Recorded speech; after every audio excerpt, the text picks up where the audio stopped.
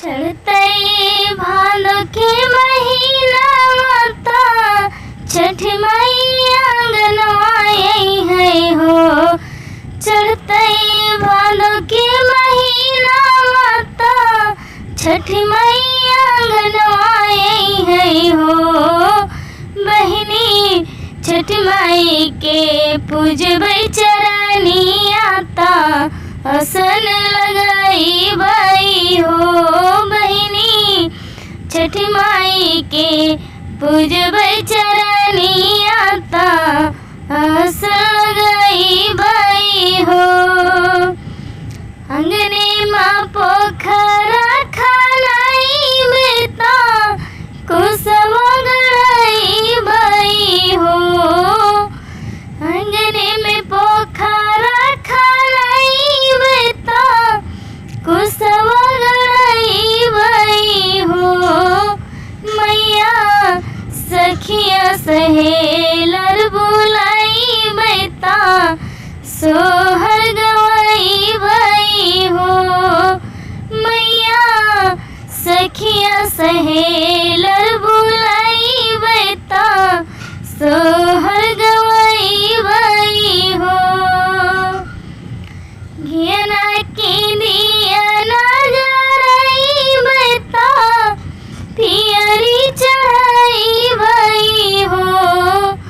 घियना की दिया ना जराई बेता पियरी चढ़ाई बाई हो। मैया नहीं मऊआ मोगवा लगाई बेता कोसिया भराई बाई हो। मैया नहीं मऊआ मोगवा लगाई बेता कोसिया भराई बाई हो। निहुर निहुर गाठो डाल बेता मांगन कुछ मांगू बाई हो।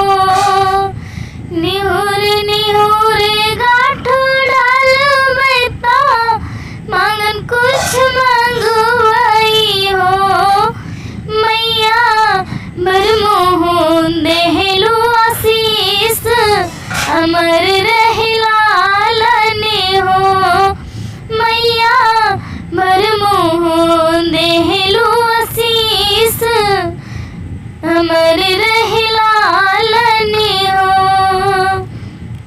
चढ़तई भादो के महीना माता छठ माई आंगनवा आई है हो। चढ़तई भादो के महीना माता छठ माई आंगनवा आई है हो। बहिनी छठ माई के पूजबै चरनी आता आसन लगाई बाई हो। बहिनी छठ माई के पूजबै चरनी आता।